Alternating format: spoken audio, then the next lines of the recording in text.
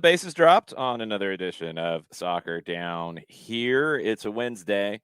Got lots of stuff to get into today. We have cancellations going on overseas and maybe more coming as the Omicron variant continues to run wild on European soccer. We'll get into that. We'll get into a bunch of MLS moves yesterday. We'll go deeper into the Southampton takeover and other implications that could be coming from that because it's a little more interesting than it might have appeared on the surface. We'll get there. We'll also talk about why it was, or we'll try to figure out why it was sold for less than half of what that percentage was bought for about 5 years ago. Very, very weird stuff, but we'll talk about all of the different implications from that. John, we already got a cancellation in the Gummy Bear Cup this morning. Yeah, and when Pep Linders tested positive, it was another reason for Liverpool to ask for a cancellation. And after it was discussed internally and however they come up with these particular kinds of decisions, Liverpool's match is going to be postponed in the Gummy Bear Cup. Yeah, I think one of the biggest reasons here, and this is starting to come up in other places as well, when you start to get a significant number of positives, as Liverpool said in their statement on Tuesday, you get facilities, you get buildings closed.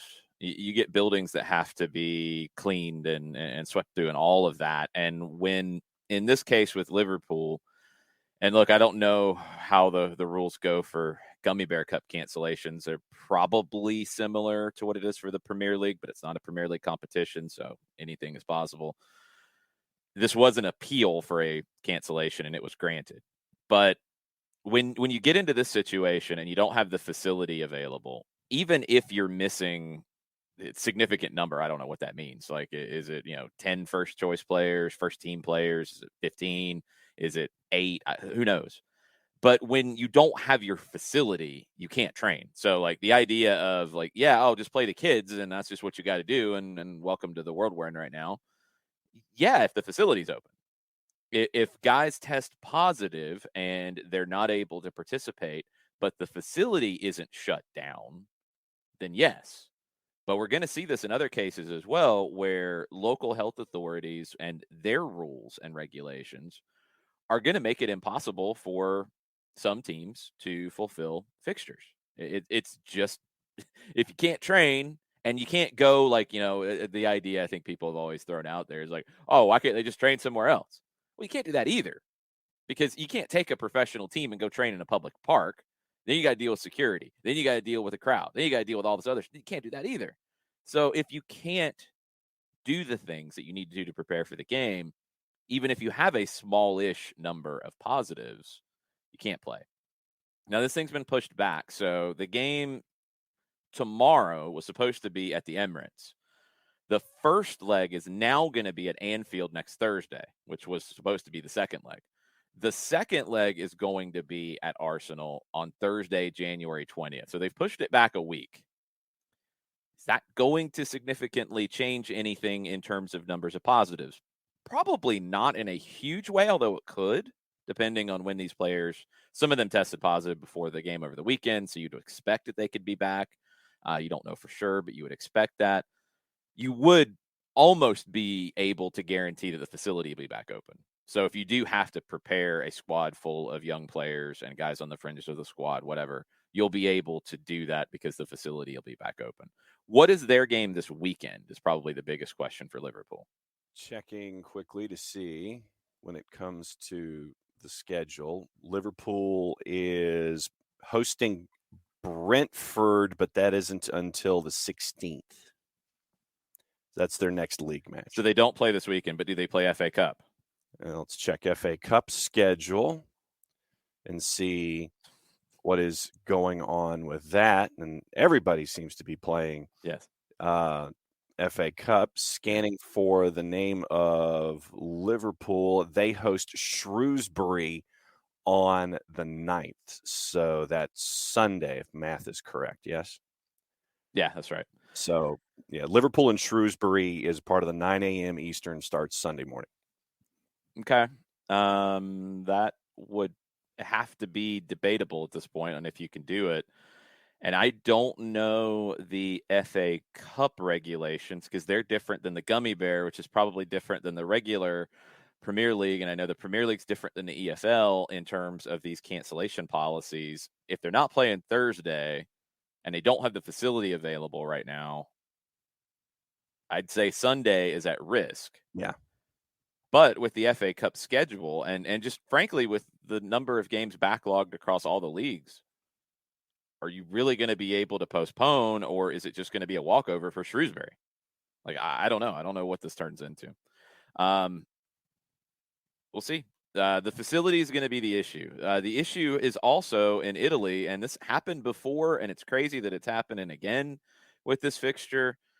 You've got issues with Napoli going to play Juventus. I know this happened last year. Well, it's happening again because they've had players test positive, staff have tested positive. Some players have come back after testing positive earlier, and they're available for the game. The problem is the local health authority, the ASL, will ban them from traveling because there's a COVID outbreak within the group.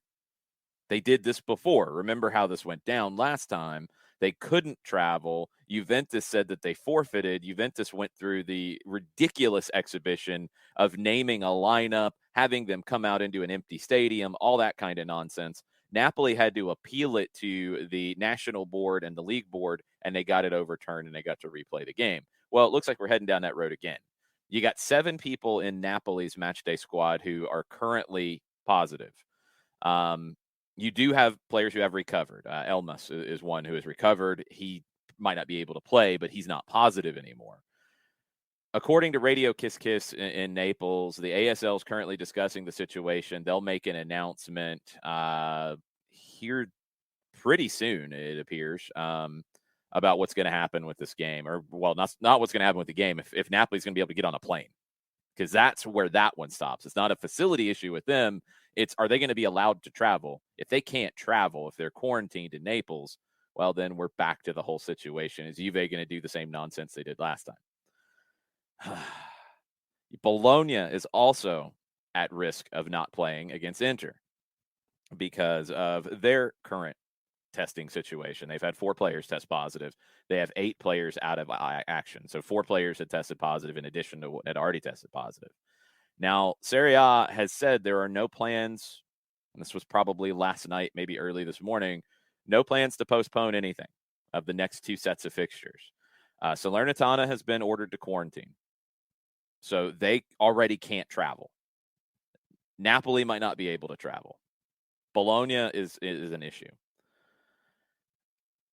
Serie A is saying, and they're telling the national news agency that there are no plans to postpone anything. I think that's going to get pushed because you're going to have teams who literally can't make it to their game. And that's a different situation than postponing games because of a bunch of positive tests. Now, here's one more issue, and we've talked about this before. Starting January 10th in Italy, they are going to the Super Green Pass, which basically means to participate in anything publicly, whether it's going to a gym, whether it's going to a restaurant, whether it's going inside a shopping mall, anything, and playing professional football. You have to be vaxxed, and I don't think you have to be boosted yet, but you have to be vaxxed within a certain period of time or have recovered from a positive coronavirus test, I think within 6 months. It's a European Union set up with the Super Green Pass. Well, there are, according to Giovanni Capuano of Radio 24 in Italy, there's about 4% of the total of players in Serie A that are no vax, that have not vaccinated. Clubs are worried about what's going to happen. Well, they probably should have been worried about this when it was announced like a month ago. But anyway, a Roma starting player, and the name has not been divulged as protected by privacy. That Roma starting player has made it clear they'll ask for a transfer because they won't be allowed to play in Serie A. That is looming starting next week. And you're going to have issues with games in this current round where teams just can't travel. You've got potential issues in Germany. Bayern Munich's game might not go ahead. We've talked about the issues in Spain. Spain has a very high bar to have a game get postponed They're expecting you to play if you have a goalkeeper, if you have at least 6 members of your first team squad and a goalkeeper and 13 players total. You got to play if you got that. Okay. Germany is a little different in theirs. 15 eligible players are needed, including 9 outfield players from the first team and 1 goalkeeper. I'm assuming that is from the first team. If you don't have that, then the game can be postponed. Everybody's got different rules on it. It sounds like Germany and Spain are very like, if you have this, you play. If you don't have this, you don't play. England has the same thing, but then they have a review board. Italy, I don't know. They're saying they're not going to cancel anything, but their hand's going to get forced today, it appears, by teams not being able to travel. So, this is what Burns said and a lot of other people said last couple weeks as we were talking about what's going on in England, that it was going to hit everywhere else too. It is. It's delayed, but it's hitting everywhere else now, and all the other leagues are going to deal with it, and it's going to be a different situation in each country. And I think that as you lay everything out, if you use England as your centerpiece for trying to track the variant and its impact, literally it's almost like taking that rock and throwing it in the pond, and you see the ripple work its way out. And the hope obviously is with this particular variant that you get to the fast impact, but then it fades just as quickly. But when you're dealing with all of these individuals and all of these different provinces and states and boards of health and all of these different rules, it really is going to cause clubs and leagues to have to be understanding and at the same time nimble when it comes to rescheduling and understanding the context of everything that is coming across. Because as you've just broken down, Italy different from Germany, Germany different from England. All of these countries are having their own approaches to this, and you're having to do all of this in a World Cup cycle as well, because you're heading toward qualifications, you're heading toward making sure that everything is as squared away as possible toward Qatar when you're getting toward World Cup. So you have all of these different things in play, and every single nation, every single league is having to deal with it differently, and it's a lot of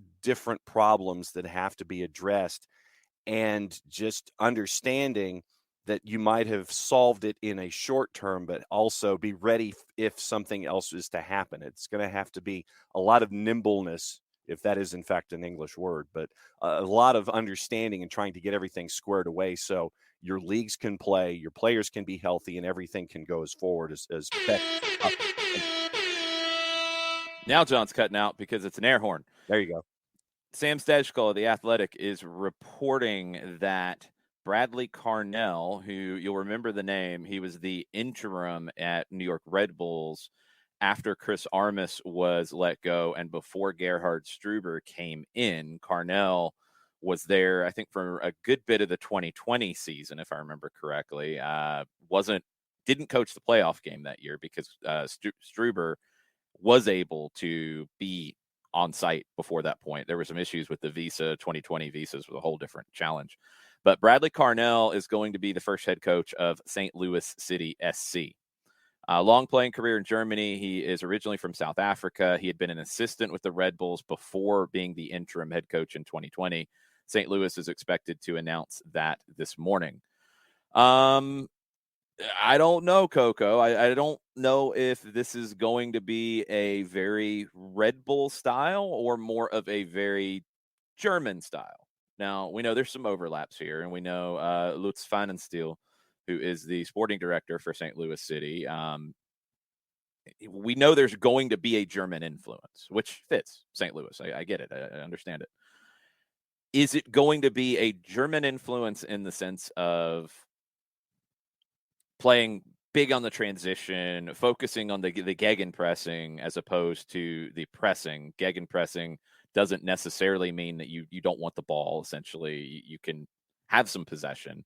A true Red Bull team is not wanting possession because they want to be able to press to create their opportunities. If you have the ball, you're not pressing. It's just basically that simple. I don't know. Be very curious to see. But his work has been with the Red Bulls, and he got a lot of acclaim for what he did in 2020. 2020 was insane, as we all know, and what that year was like was really difficult. And he did get them into the postseason, and he did have to do it in some very challenging situations. He incorporated Caden Clark into that team, and Caden Clark was very impactful in 2020, far more impactful in 2020 than he was in 2021. So Bradley Carnell, somebody with a lot of experience in MLS, but also that long playing career in Germany, originally from South Africa, is going to be St. Louis's first coach. And they're going to announce it maybe one of the earliest announcements of a coach in MLS expansion history. I think Jason Kreis is one who was hired around this time by New York, going into 2015 when they started. I think he was hired pretty soon after he took RSL to MLS Cup at the end of the 2013 season. I think he was there very early because he spent some time over in Manchester with City and all of that. Probably a couple others have been named around this time, but not typically. You think back to some previous announcements, and it's a little bit later. I mean, Miguel Angel Ramirez in Charlotte wasn't announced a full year before they were going to start their first training camp. So Bradley Carnell in St. Louis, according to Sam Sejkal, should get an official announcement today. I'm intrigued, and when the press conference happens, I'd like to know what, and I know that we're not going to get chapter and verse on it, but I'd like to know what he said in the interview, how he sold himself and his vision to this front office, and if there was anything stylistically that was divulged. So hopefully that question comes up and we get something of an answer. But now this is intriguing, especially to give him this much of a runway to get everything squared away in St. Louis. It'll be an interesting press conference. Yeah, St. Louis City SC is already tweeting the teaser with somebody getting off a plane. So they'll have their announcement here pretty soon, and we'll see what the quotes are. I would expect they will be fairly clear in talking about their philosophy, just judging from, I think, how outspoken Pfannenstiel is. I don't think he'll hide anything. I think at times, and I know this has come up over the years when we start talking about tactics and things, tactics are different than philosophy. Tactics for a match specifically, yeah, a coaching staff, a sporting director, technical director, keep that stuff close to the vest because you might be planning something very specific to exploit an issue you see in the opposition. Okay, that's like your American football mentality of, yeah, we're not showing you our playbook. Philosophy is not that. And I hope that more clubs embrace talking about philosophy. It's actually really interesting that this has come up. Dallas has hired a longtime assistant, Marco Ferruzzi, for a very new kind of role. He is going to be the director of methodology, and he will be in charge of establishing the development program used throughout youth and at North Texas and with the MLS first team. So creating, I think, a more, not regimented because I don't want it to sound negative, but a more structured development process. Philosophy is a huge element of that process. So I hope that Pfannenstiel talks about it. I hope we get a quote at least pointing us in that direction. That's different than tactics. And I'm 100% with coaches and clubs who don't want to talk about specific tactics going into specific games. That's a very different situation. But like, especially right now, as you're getting ready to go into preseason, St. Louis getting ready to go into the year before they launch, and philosophy is important because it really creates the identity that you expect from a club. And I think the best clubs have that developed to some degree. And the best clubs don't deviate from that too much. A philosophy is not rigid. A philosophy has room to explore within it.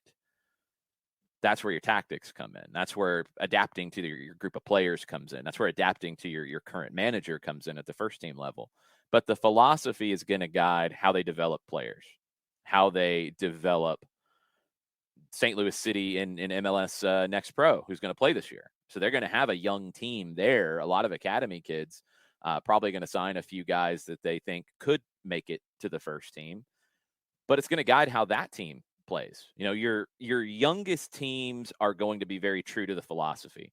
As they get older, they'll deviate from the philosophy a little bit because results are necessary, and you have different challenges as you have more developed players. You have to adapt a little bit more to the group you have, as opposed to the kids that you are trying to mold into a certain way to play. I'm fascinated to see it, and I hope that Fan and Steel is as, I think, open as I think he will be to talk about these sorts of things, because it'll be great for that fan base. It'll be great for the league. And it gives the fan base and the league that early window into what Fun and Steel and everyone else who will now be a part of St. Louis City is a part of that understanding is, okay, here's who we are. Not what we're doing, but here's who we are. And here's how we're going to approach things. Here's how we're going to attack the day. Here's who we are in the sense of how we're going to be a part of Major League Soccer. And I'm looking forward to this press conference. And like I said, I hope that a reporter asks about philosophy and gets an answer from Fun and Steel, or Fun and Steel offers it up. Hold up. I don't know if there's going to be a press conference. Let's not set an unreasonable expectation here. All we know is an announcement supposed to be made. There might not be a press conference. There might be press conference down the road. I'm curious to see just the quote in the press release. Even I'll start there. Just very simple. Like, how are you going to set the table here? Bernd, who is our Bundesliga correspondent, said that Fun and Steel's last team, Fortuna Dusseldorf, didn't play a Red Bull style. They did try to play with the ball a little bit, but they weren't a very good team, so they had to balance around it and figure it out and all that. Compares it to Stuttgart right now. I'm okay with that. Like, I think where I'm at, and Alex, I'm going to get into your question here in just a second because it's a good one. Where I'm at with this stuff, you guys know philosophically the things I like and what I don't like. I like teams that want to play with the ball. I don't like teams that don't want the ball.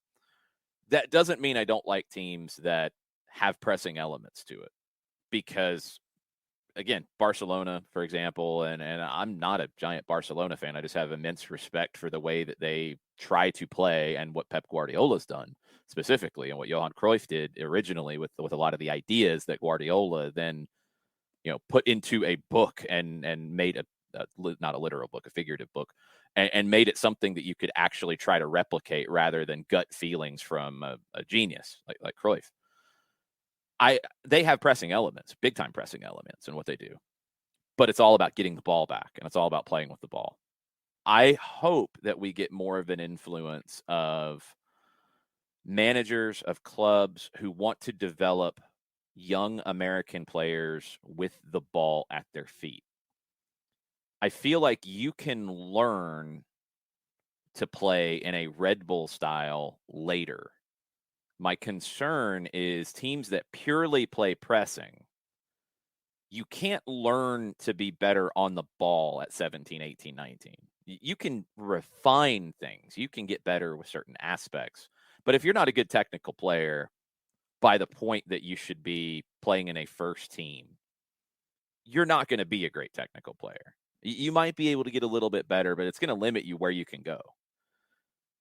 If you're developed with the ball at your feet and develop those skills early, you can learn pressing triggers. You can learn what angles to cut off. You can learn that stuff later. So the influence of the purely pressing teams, I hope that it's not at the expense of being good on the ball. And it shouldn't be. It shouldn't have to be an either or in development.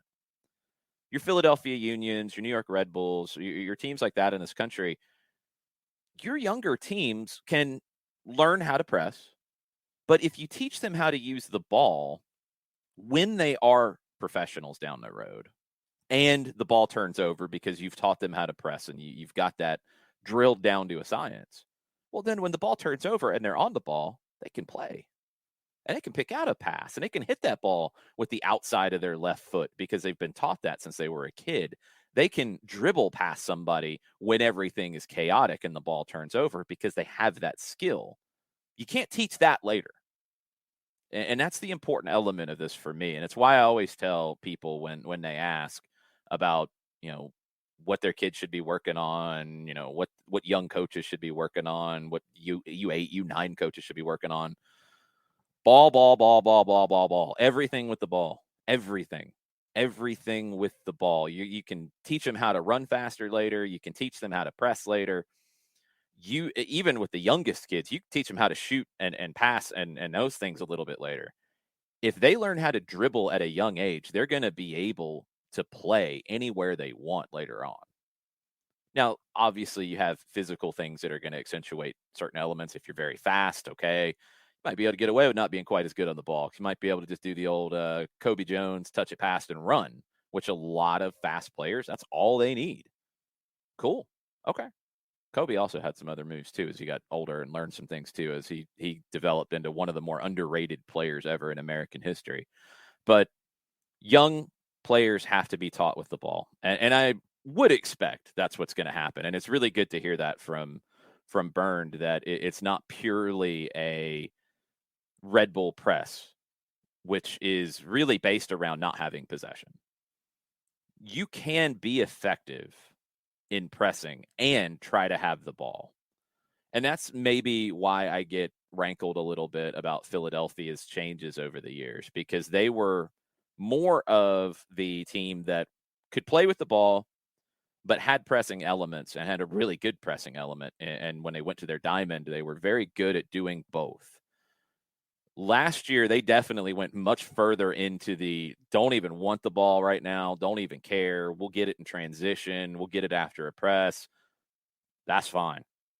And I think it limits you more. I think it sets a lower ceiling, but that's just my opinion. And we can go round and round about presses and all that.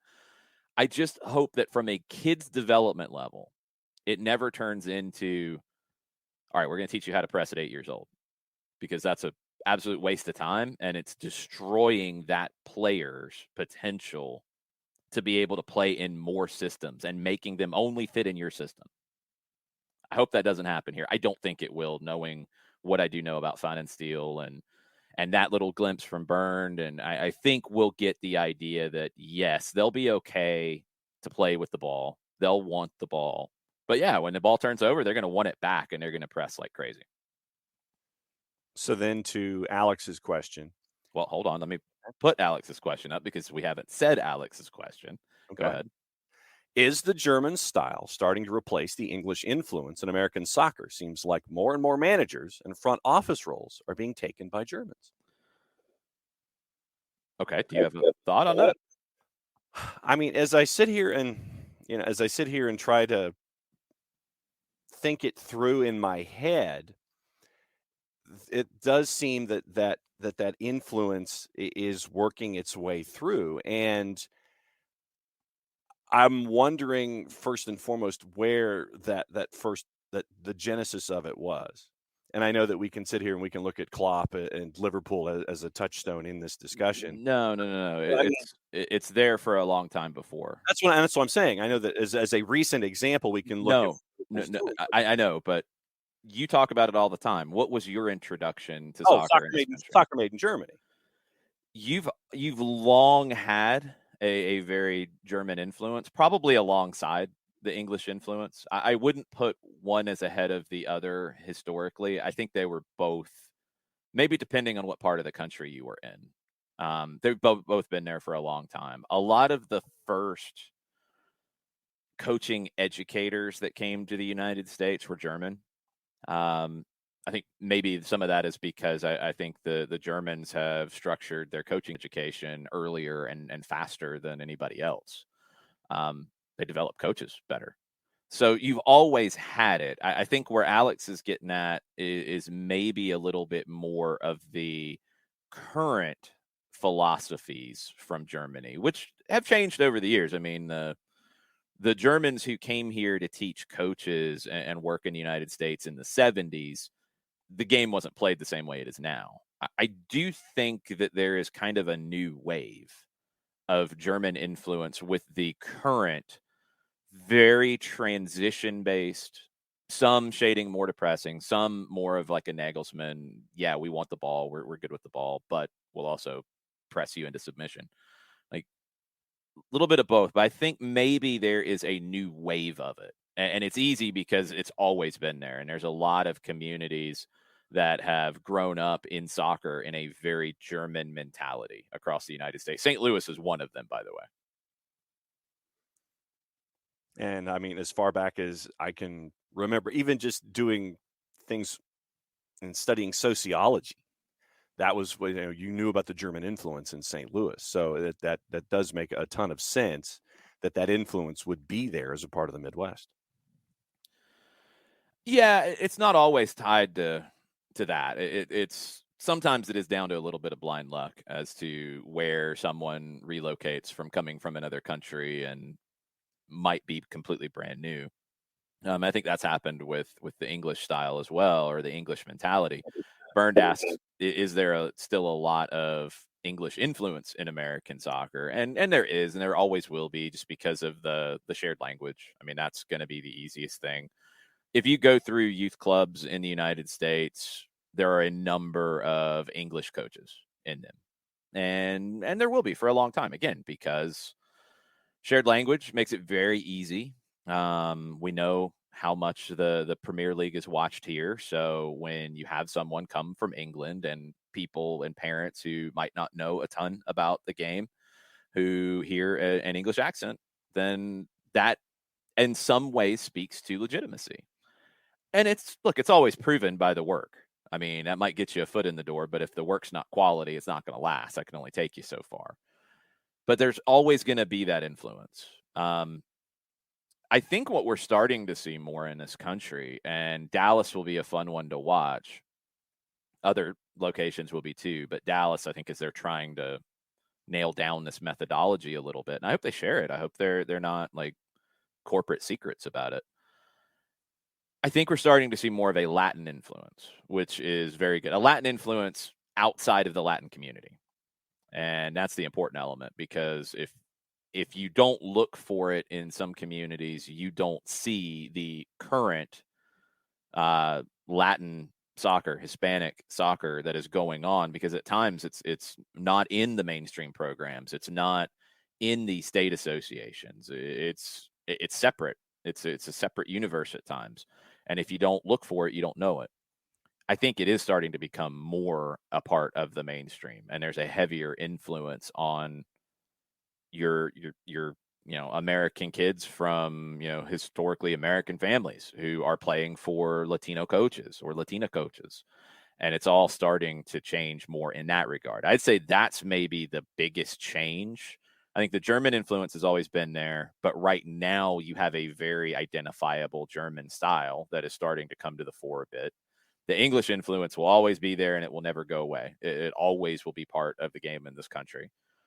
But you're starting to see more of a Latin influence, and that's the part that I just love. I think it's going to be great to see, and it's going to be great for American soccer. So that's the unique thing about soccer in this country that is very hard at times to quantify. And we'll get into U.S. soccer politics here in a minute, because we got more of that coming.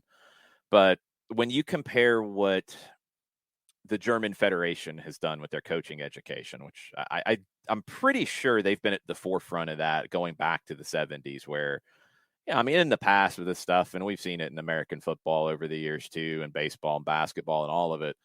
You got somebody who played at a certain level who starts to coach, and they're kind of doing it based off what they were taught, and that's about it. That's kind of how it would start. It's a lot of feel, and it's a lot of love of the game, and that's what you're sharing. Then things start to get codified a little bit. And now I think from the German influence, you have coaching badges and licenses, and you don't really have as much of that in American sports. You do in soccer, where you're getting badged, and you have your A license coach, and they're supposed to be better than the B license coach. It's supposed to be better than the C, et cetera, et cetera. There's also a lot of money that's involved in that stuff, and that's a whole nother topic. But coaching education is key. The difference, though, in the United States versus a Germany, versus an England, versus a France, who does a very good job with their coaching development as well, one of the best in the world right now. And that's where MLS has partnered with their youth development a lot in coaching education. Those are very small countries. The United States is huge. And the United States has those just wide range of influences. You've got a number of Dutch coaches who've come to work in the U.S. They have their philosophy. You got the German, you got the English, you got the Latin. And the Latin, you can break it up into various different countries. You got a Brazilian influence, which is different. Portuguese influence, certain parts of the country. You got all these different areas. You'll never have one way. German teams generally play like German teams. Of course, you get some variation within that.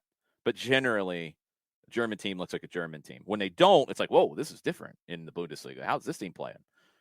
Dutch teams look like Dutch teams. Now, the English Premier League has dramatically changed because of the number of foreign coaches who have come in and brought those different influences. And they're kind of dealing with that, but I don't think it's caught up at the development level yet. It will be very hard in this country, and I think impossible, to purely have one way of teaching coaches how to coach. You can have the badges, you can have the process, you can have all that, and that will help with this idea. But you'll never be able to purely make it one American way, because one American way would have to encapsulate all of those other influences. And there's some of them that run counter to one another, so you can't. And it's going to be very hard for a federation to be top down in this country in the size that it is. Because if you're in San Diego, you're not going to see U.S. Soccer Federation personnel very often in terms of, okay, yeah, we like the way you're coaching. All right, we want you to do this more, work on this. Don't do that. Coach this way. You're not going to see U.S. Soccer Federation people. You might see them in San Diego once or twice a year when they're there for coaching courses, for scouting issues, stuff like that. They're not going to Boise, probably. They're not going to Jackson, Mississippi, probably. They're not going to Shreveport. They're not going to Macon. They're not going to a lot of places in this country where the game is played. So, I mean, it's always going to be hard. Bernd asks, is that a positive of the DA going away? The DA going away, I think, was purely a business decision when it did. I think it was down to the Federation was looking at their reserves trickle away. It's during the midst of COVID. They're probably trying to look at how they could do a DA season and didn't see any way to do it. And they were knowing that the writing was on the wall, that the MLS clubs wanted to develop players in a different way than the non-MLS clubs did in the DA. There was friction there for a while. They were working through it. I think it would have separated at some point down the road. But in the midst of COVID and the financial losses, I think U.S. Soccer said, all right, let's do it now. Let's get rid of it now. It has created some chaos in the short term, which, I mean, is to be expected. There's an opportunity, and as we know, youth soccer in this country is a big business.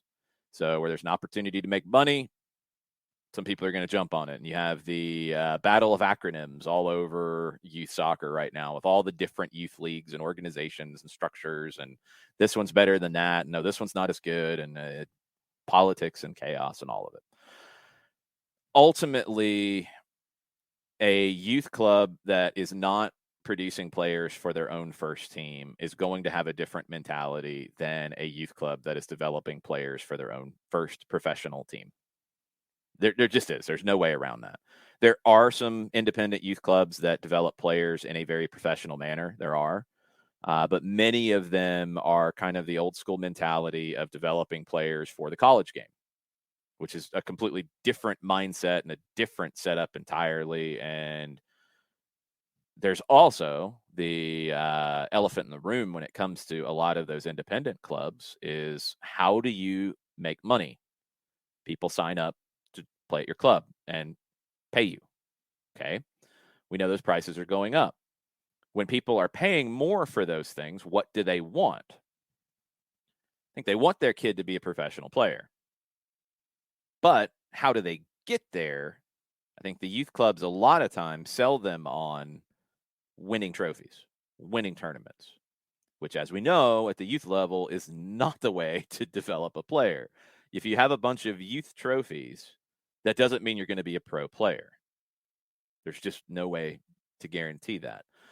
And if you're designed at U14, 13, 15 to win things, you're probably not designed to develop players to be at their best potential later on?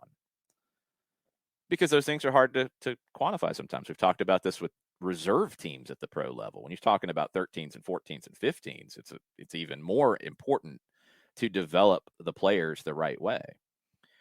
But saying that I'm going to develop this player and they're going to reach their utmost potential, even though that is absolutely the way to do it, that's a little bit harder sell to somebody who's going to cut you a check. They want to see something they're going to get back for their check. Sometimes those medals and those trophies are what they think they want, and they pay to be at those clubs. But those clubs then aren't developing pro players, and it's all a cycle that is where we are. It's gotten a lot better, a whole lot better. There's still work to do. And it's never going to be purely the federation has all of the coaches all over the country working in this way. It's never going to be that way in this country. There's too many varied influences. It's too big of a country. Just won't happen. Now, let's get into U.S. soccer right now, because this all does tie into a, I think, very important piece of news that came out yesterday. Now, yesterday was the deadline in Chicago, where U.S. Soccer is based, for people who are interested in running for U.S. Soccer president to submit their candidacy. Cindy Parlow-Cone has been the president since March of 2020. She took over when Carlos Cordeiro stepped down. She was the vice president, became the president, was elected to a new term. She announced in late August that she would seek election for a full 4-year term. The U.S. Soccer National Council meeting is in Atlanta on March 5th. No other candidate had stepped forward publicly. There really wasn't any thought that this was going to be a race. Well, Jeff Carlisle and Caitlin Murray of ESPN reported yesterday, citing sources, that Carlos Cordeiro was considering a run. He has the necessary nominations from Federation members. Carlos Cordeiro didn't leave on good terms, John. You remember how all that went down, where he really botched a lot of things, or he either botched them directly or he botched them by not paying close enough attention to the U.S. women's national team, CBA and equal pay and all the arguments about that. And then there were some very ridiculous arguments made by legal counsel that put Carlos Cordeiro in a position under pressure from sponsors that he had to step down. Yeah, you go back to March of 2020, and 3 days after the Federation's legal filings were made public, Cordeiro steps down. And this is the whole Seyfarth Shaw law firm argument, and they were the labor management firm. And the entire, I'll say, fiasco involving Seyfarth Shaw, they're fired as counsel after Cordeiro resigns in the lawsuit involving the U.S. Soccer Federation. Lydia Walke goes on leave, the chief legal officer. Cindy Parlow-Cone orders an external investigation in handling the case. And you circle back now to almost 2 years later, after Carlos Cordeiro steps down, and it looks like he wants back in. And looking at it at first blush, I still think that Carlos Cordeiro is too hot to touch. I think that he is still too hot to touch in this situation, even though he has the proper number of nominations here. I wonder what the rationale is by those individuals to want to bring Carlos Cordeiro back into the conversation after what happened 2 years ago. And it, for a great deal of folks, is still very, very fresh when it comes to the U.S. soccer community. When I saw this come across yesterday, it was just it brought a lot of questions for me. There's a thought that the U.S. soccer community is very monolithic and all the same. I can guarantee you that it ain't. It ain't. You've got a lot of issues where the youth game gets angry about the way the professional game is doing things and the influence that they have. You got to remember, before really like 90 or 91. I think it was 90 when Alan Rothenberg became president of U.S. Soccer. Up to that point, U.S. Soccer was basically run out of somebody's kitchen. I mean, it was a very tiny organization. That's why they really weren't able to support or help the NASL because, I mean, a lot of people didn't have any real want or desire to. And they didn't have any staff. They weren't a professional organization. I mean, you can question their professionalism even since the times that we've had a World Cup and now a league like MLS and all the different things. But you have a lot of people inside U.S. Soccer with influence who don't care about the things that you talked about. They frankly don't care. Jeff Carlisle's article at ESPN says that dissatisfaction among U.S. Soccer's voting membership has been building with Cindy Parlow-Cone, especially within the state associations. The state associations are primarily driven by the youth game and primarily driven by the competitive youth game. Some states might be a little bit different. In Georgia, it actually has shifted a lot because a lot of the highly competitive youth clubs have left the state association. So the state association leadership and influence is very different than it used to be. But the state associations are really handling youth. Some of them have larger, adult, recreational, adult, competitive, amateur populations within it, but there's far more youth influence than adult. There's a lot of them who really could honestly care less about what MLS is doing, what the NWSL is doing, what USL is doing, anything with the professional game. There are still some who think that the professional game is taking money away from them. That still is there because instead of that really talented kid paying thousands of dollars to play at the local youth club, they're part of the professional academy in that city, and that's taking money off their table. And the trickle down is you're losing a really good player, so you're not going to go and win that turkey trot tournament and be able to put that on the CV, and there you go. So there's also some changes in the way things have been structured, and a lot of this is down to the Paralympic or Empowering Olympic, Paralympic, and Amateur Athletes Act. You had to change the voting structure a little bit as that act came to the fore. The athlete representation on boards and committees of national governing bodies has been increased from 20% to 33.3%. There's a lot of state associations who are very angry about this because they've had more influence and that's going to be taken away. And the athletes will have more influence. And a lot of state association people are still bent out of shape about the players' council, the players' portion really being involved. And it's funny, in Cordeiro getting elected over some other candidates last time around before Cindy Parlow-Cone took over from Carlos Cordeiro. So you've got politics going on behind the scenes is the crux of all this. And you've got a lot of constituencies that are never going to be in alignment. Never. Now, there's some other things to this, too, that I think are more valid concerns.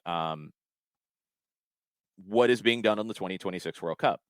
There's a concern in influential people in U.S. soccer that U.S. soccer is not doing enough. It should be the front and center of the federation's agenda. Everything should be based off 2026 and pushing to that. Some people think that Cordeiro, because of his work with FIFA to secure those rights and being involved in FIFA committees, that Cordeiro would be better positioned to do that. That, in a lot of ways, is playing off of essentially a coup that FIFA did on U.S. soccer in the 90s when Rothenberg became president, because they basically told U.S. soccer at that time and told the membership that Werner Fricker, who was in charge at the time, Werner Fricker, a longtime U.S. soccer guy, come through all the ranks of U.S. soccer at that time, that he didn't have the necessary connections to run a proper World Cup and to get it done. And if they couldn't get things done, then there was a threat of taking the World Cup away in 94 and taking it to England or taking it to Germany. That was a real threat. And basically, FIFA showed up with their candidate and said, this is what you people need to do. You need to vote for him. And they did. But this is kind of playing off of that the other way now of, well, Carlos Cordeiro helped get the World Cup. Carlos Cordeiro is on FIFA committees. He's obviously going to be able to work with FIFA better and make the World Cup a bigger deal in this country. It needs to be a bigger deal. Another source for Carlisle said that there was certain segments of the voting membership that Cindy Parlow-Cone, quote, only cares about the senior national teams and does not respect the voting membership and what they do for the sport. And that's the dance that the federation president has to do, because you have to run the things that are big deals effectively. The World Cup's a big deal. The senior national teams are a big deal. The professional leagues are a big deal. They're the biggest deals. They're the most high-profile deals. If something goes wrong, you're done. You're done. You got to go. But a lot of the membership and the voting membership has nothing to do with those things. They're focused on their clubs, their youth clubs, their state associations, what's going on in their state. They don't really care. In some cases, not all, in some. So it's tough. It's a real weird political battle. I'm blown away that it's Cordeiro who's getting pushed back to the fore. I get the World Cup component of it because he would be the only one who would fit that bill. I don't think they felt like they could go back to somebody like Sunil Gulati after, how negative it was pushing him out when the senior national team didn't qualify. And that's why you might care a lot about what the senior national teams do, because that's why he got pushed. I don't think it's going to happen. Now, he might run. I don't think he gets reelected because I do think the heat's going to be too hot, like you said.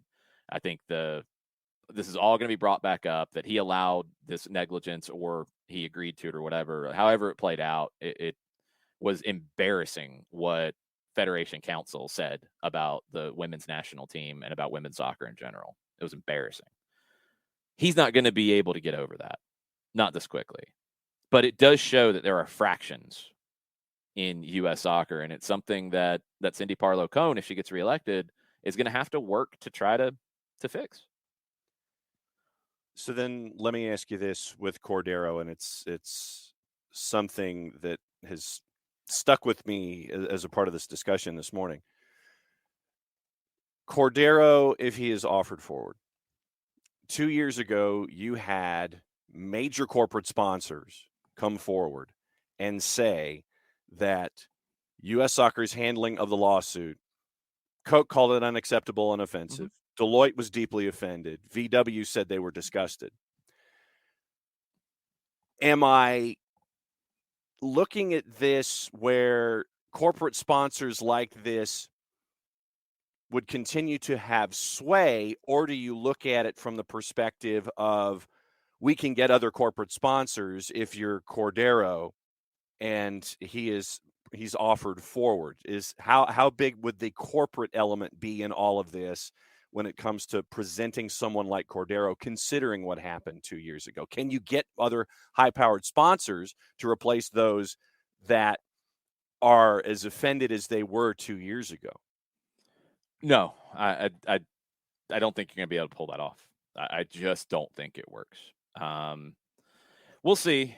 I think it is a very bad political move by the people who are putting Cordeiro out there and supporting his nomination. I don't know who else they could have offered up instead. I would assume there would have to be somebody. Now, maybe they wouldn't have the direct FIFA connection to helping get this World Cup, but I'm sure there's somebody that they could have found that would have been a more palatable candidate and actually might have been successful. This one won't be. I just don't see how it is. I think ultimately, and with those changes, and look, I get the state associations being mad about losing power, but the reason that act was created was really down to the Larry Nassar case. And it was down to increasing athlete representation on these governing bodies. And while U.S. Soccer hasn't had that issue, it's going to change the governance of U.S. Soccer because the athletes, which are generally pro athletes, are going to have more influence than they've ever had before. So this is going to be a big change. And some people are not happy about said big change. So we'll keep monitoring that situation. March 5th is the National Council meeting here in Atlanta for that. That's where they will vote. Very curious to see if it is a vote filled with friction. Could be. Sounds like it could be anyway. We'll find out. All right, John, tell us about Toka football and Eliminize right about now. Question for you. Do you have a young soccer player in your family? Have you ever considered private instruction with a professional instructor to take your favorite player's game to the next level? Toka Football has four indoor soccer training centers in the Atlanta area. Their trainers utilize innovative technology in a fun environment to help improve your skill and decision-making of your favorite player. Give Toka Football a try. Why don't you? SDH is partnering with Toka to offer our listeners an opportunity to check out their revolutionary and fun Toka soccer training method for no cost whatsoever. Book your FREE free session right now with the promo code DH. That's your promo code. Go to tokafootball.com/program/toka-training, tokafootball.com/program/TOCA-training, or go to soccerdownhere.net. Click on the Toka Football banner and get your favorite player's game headed to the next level right then and there. SDH is also brought to you by Eliminize Service for odor-free, clean, fresh air. Eliminize deodorizes enclosed spaces like houses, apartments, and condos. They've created a customized solution that eliminizes all organic odors, including those like pets, cigarettes, or food. Realtors and property managers use Eliminize Service to eliminate bad odors to help them sell or rent their homes that much faster. Eliminize offers a turnkey process that makes it easy to work with realtors and property managers. It's a green way to get rid of odors without any kind of toxic residue, different than your favorite masking agent that you might have underneath the sink in your kitchen. It's a proven scientific formula that destroys odors down to the molecule. Pricing is easy, either by the cubic foot or parts per million, to give you a price that is affordable. Offering results in 24 hours or less. For questions, frequently asked or otherwise, go to eliminize.com/Atlanta, ELIMINIZE.com/Atlanta. Make sure that you put the /Atlanta part in there so they know what part of the world you are talking from. Eliminize Services, proud sponsors of everything SDH for odor-free, clean, fresh air. Thank you, John. All right. Again, we're learning some new tricks with this setup because I think I dropped the music at one point when I muted myself. Sorry about that. Again, learning tricks, and there's some weird things going on John's connection that I can't quite figure out at times. But, yeah, I don't know, John. Just keep turning your head sideways. We'll try to figure it out. Everything, like I said, everything on my end coming from you sounds fine in the headset, and I didn't hear any interruption in the music. Okay. Well, that's good. Then maybe it wasn't there. Maybe Kefsi was joking. I don't know. All right. Let's give this a try. For the first time, we are adding Mr. Mike Conti to the show. No video, but what's up, Mike? Uh-oh, I hear an echo. That might not be good. It's going to go away. You're good. It's going to go away. It should be gone now. I'm not hearing it. Yeah, I don't hear it. Do you hear me clearly? Yeah, you sound crystal clear. Okay. All right. Well, thank goodness. I always get nervous when we try new technology. Yeah, it's something, and this happens with Jarrett. It's another time for production meeting down here. Are you connected on your phone, Mike? Yes, I am. I think that's what it is. I think phones, when they first connect, when the audio comes up, there's like a 3 to 5 second bit where it overlaps. Okay. And there's that feedback loop, but then it disappears. Gotcha. So as long I can hear you guys great. I sound okay. I don't need to disconnect or anything like that. No. Sounds perfect. Okay. Well, then good. Sounds perfect. We even got a little banner for you on the screen. Very nice. Yeah, I'm not going to turn my camera on, though. No, you're good. You're good. If you Just don't mind. know that whenever you want to, you can with this. It's very easy. It's like a Zoom, and we'll probably be doing it for stoppage time later. So good to know. Warning. Good to know. We'll see how it works there, because I think we might be able to do something that we haven't been able to do for a little while, and make this work really well. The system you're using is actually pretty good. I've done some other podcasts on it, like as a guest on other people's podcasts. It seems to work really well. Yeah, it's a lot easier. There's not quite as many moving parts. There's a few things that are different that I'm still getting the hang of, but in general, yeah, I think it's going to work. I think it's going to allow us to do some new things with my production suite. Couple things. Bart says your call on Sunday was awesome. Hope you thawed out. Oh, I'm good. Yeah, thanks, Bart. I appreciate it. Yeah, it was a throwback to my days growing up in Pennsylvania, because it reminded me, as we were there on New Year's Day and it was getting dark at 4:30 in the afternoon, it reminded me why I ran to the South as soon as I possibly could after college. Man, it is just, that is so depressing when it's overcast and it's gross weather every Lake day of effect the week. snows and Orchard Park being out in the middle of nowhere. Yeah, John, you would have liked this though. The hotel they had us at was connected to what's now called the KeyBank Center. It'll always be the Marine Midland Arena to me. No, the Odd has not existed for I know decades now. But the arena in which the Sabres play, they actually made it very nice. They built a hotel that's connected to it, and that's where we stayed.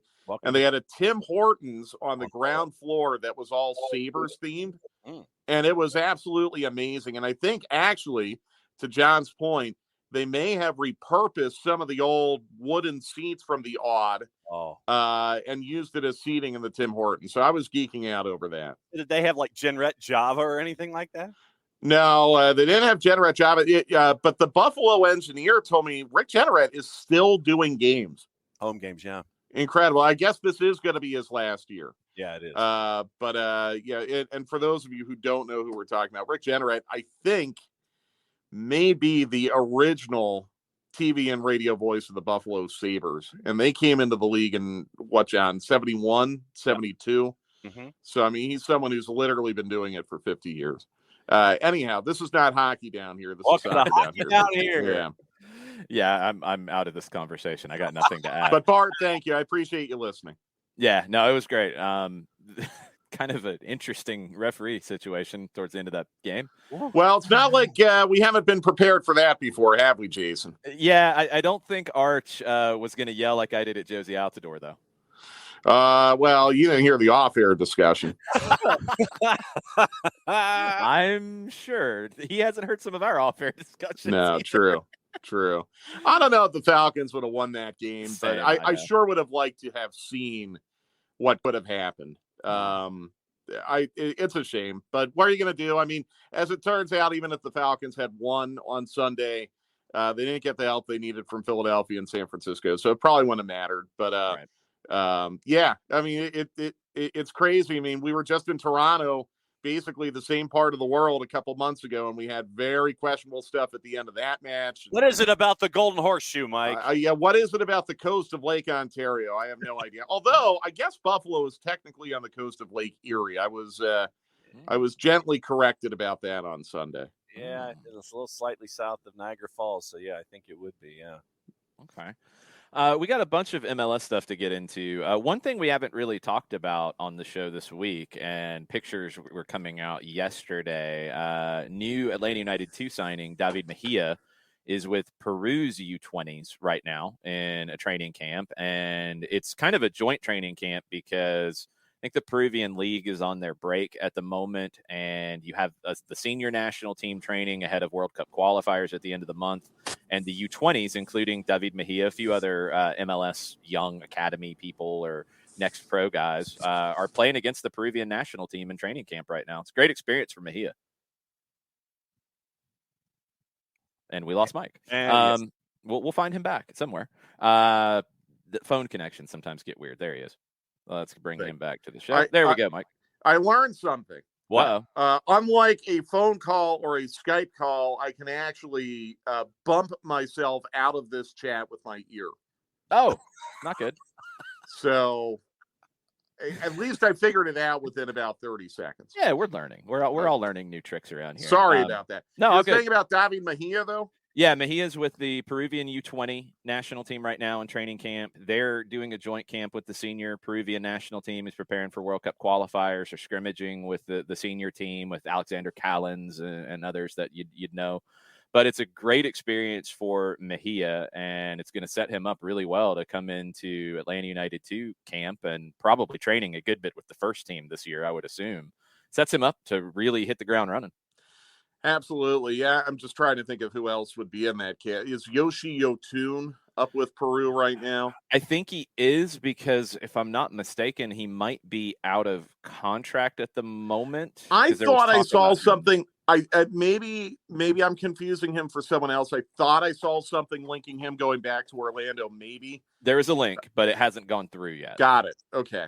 Okay. Well, anyhow, I mean, yes, absolutely. And I think, we've talked about this before with Caleb Wiley and some of the other young guys who have had chance to get into a U20 or a U23 or even a U17 camp. The fact that they're working with the senior team is, that's huge. That's a huge, huge plus for David Mejia. And hopefully he goes there and he asserts himself, and it ends up being a confidence building experience because, the other thing it probably does from a fitness and a conditioning standpoint is it probably puts him in the Atlanta United 2 training camp with a little bit of a head start.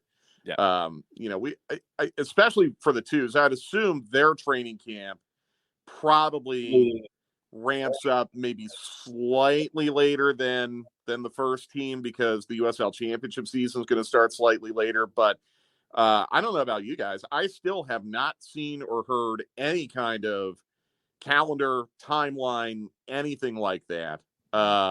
So I guess we'll just kind of have to wait and see. But we know at the very least that he will have a pretty nice head start going into training camp from a fitness standpoint.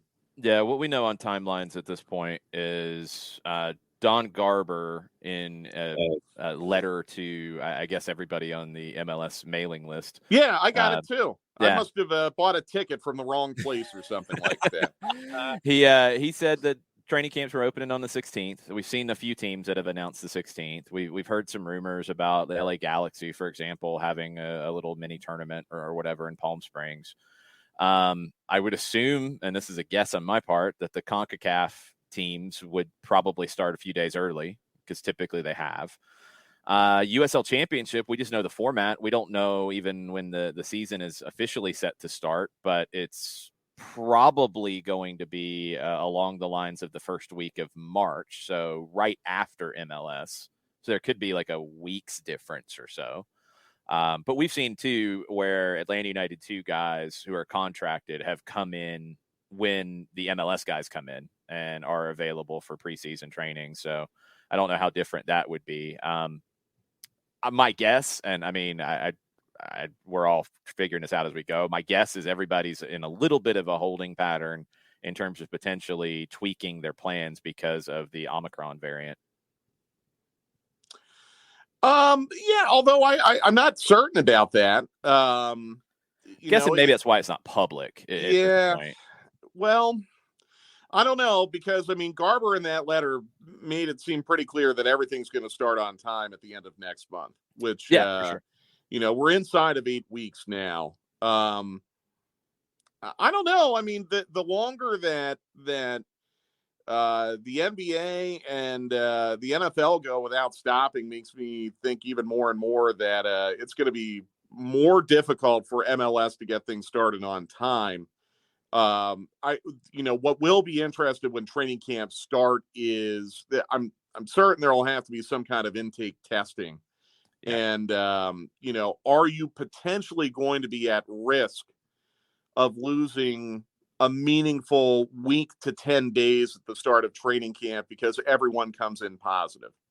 That I think would be one of the questions. That, to me, if you can work it out with the players union, might actually be an incentive to try to start things a couple days early, and you hate to operate under the assumption that everyone who comes into your camp is going to come in probably testing positive. But the way things are going right now, I don't know if that's completely unrealistic. You have to operate under that. I mean, right. We're seeing the European leagues that did a winter break where guys went on vacations.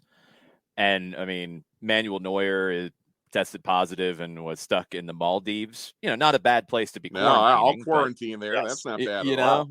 Lionel Messi tested positive. He was quarantining at his home in Rosario. Again, not too bad. Not bad. Probably okay. He's tested negative now, and he's on his way to Paris. But so many of those guys just coming back, even trying to get on planes to go back to their clubs, were testing positive and had to quarantine where they were. Yeah. So, I mean, that's the thing. If you can work it out, like kind of voluntarily with the players union, that hey, we're going to start camp on the 16th, but really, if you would be willing to voluntarily report like on the 12th, and you get all those quarantines out of the way, because that is going to be interesting, especially for CONCACAF teams and teams that might have a friendly or a preseason fixture scheduled maybe at the tail end of January. Because you could run the risk of, like, for example, if a team has 32 or 33 guys in its training camp, I'm assuming maybe some tryout players or some trialists or something like that,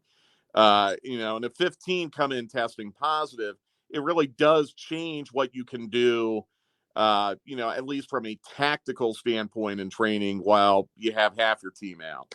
So that might be one kind of logistical wrinkle that maybe they are trying to work out still, and that's why we haven't had an announcement yet on any specific dates. But I mean, the impression I got, the strong impression I got, because I was looking for it when I saw the letter, is, it seems like they're really committed to starting things on the 26th, and I don't see any reason to believe that will not happen.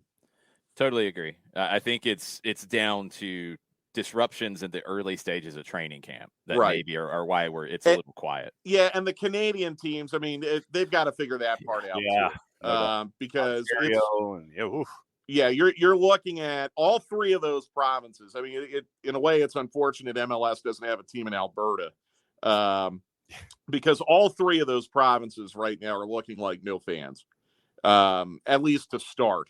And does the league maybe look at what the National Hockey League has done and move some of the home fixtures for the Canadian teams in February and March and flip them to road fixtures? But at this point, I don't know logistically if it's possible to redraw the schedules of all 27 teams to accommodate that. I don't think you can.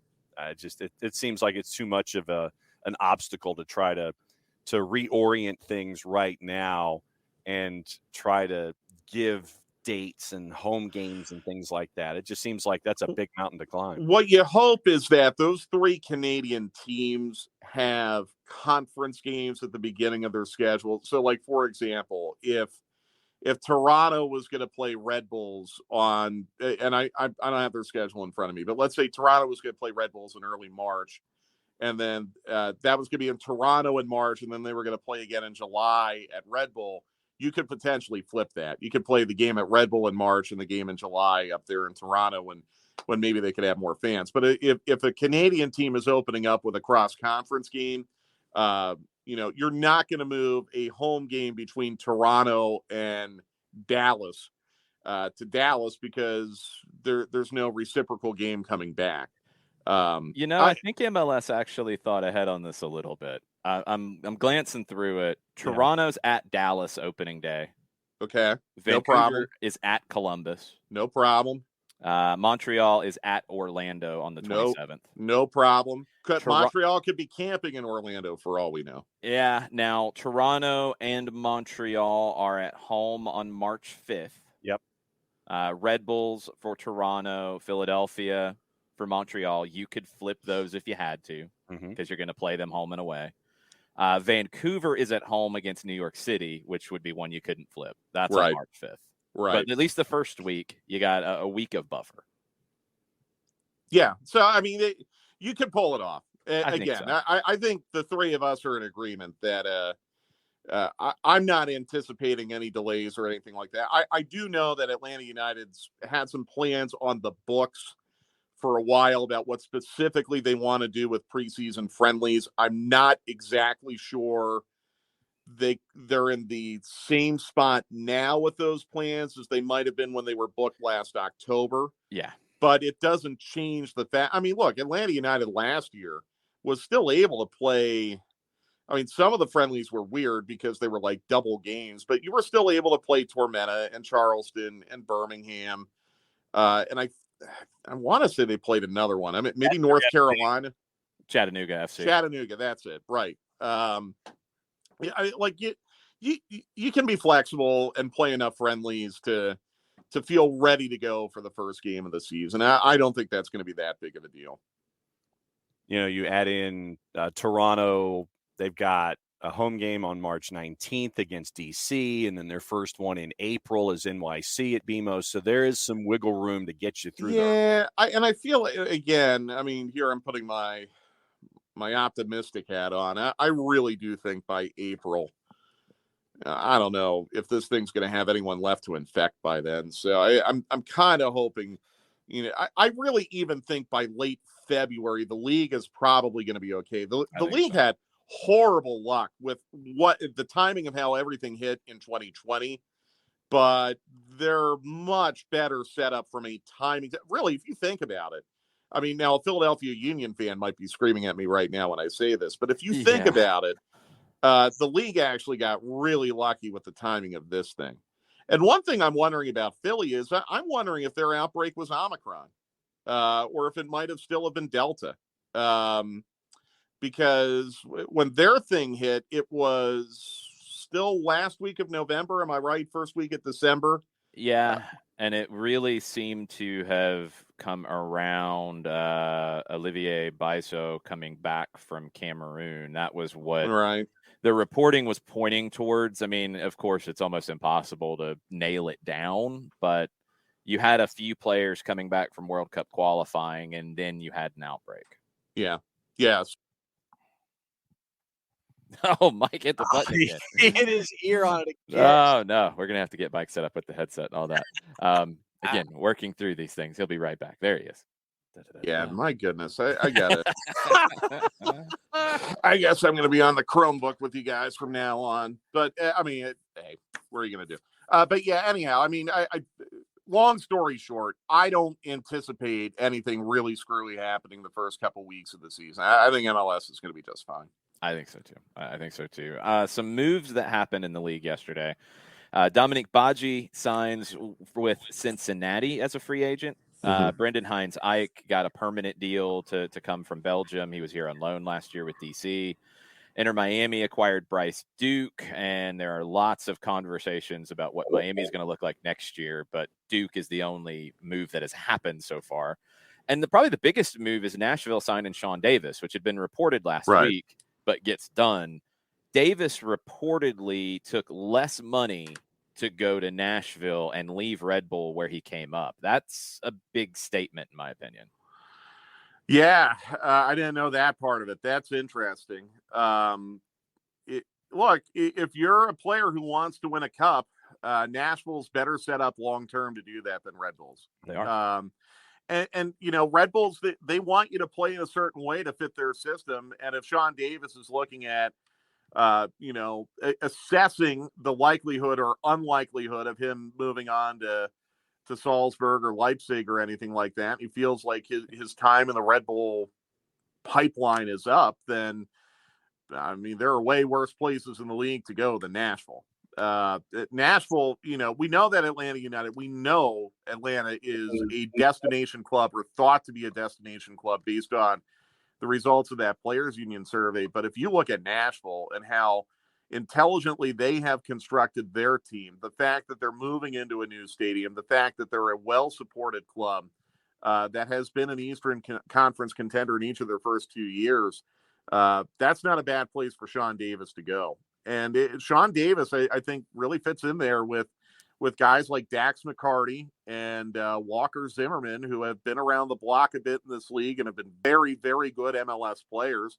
And Sean Davis is another player that's going to help that team play the way they want to play, which is not necessarily, go out and score 5 goals a match, but be very, very smart, cerebral, and, mitigate risk.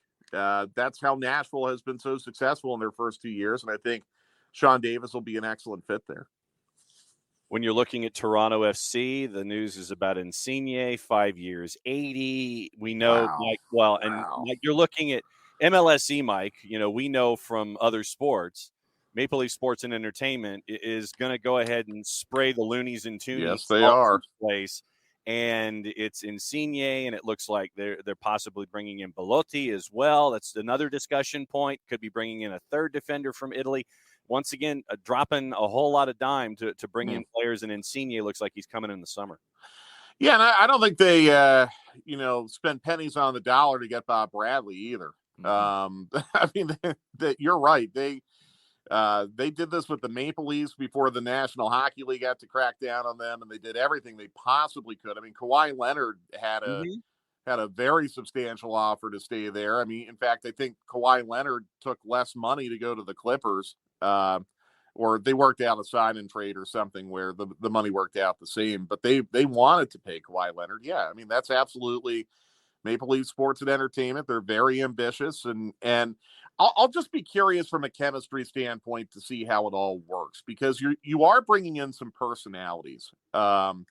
And I think Bob Bradley is a manager who can help, ease a lot of that transition, because he's worked with big personalities too. But that is one thing that you always kind of wonder when you bring in a couple big players who have had a lot of success internationally, big personalities still in the prime of their career coming to MLS. How do you keep them in a spot mentally where it will work?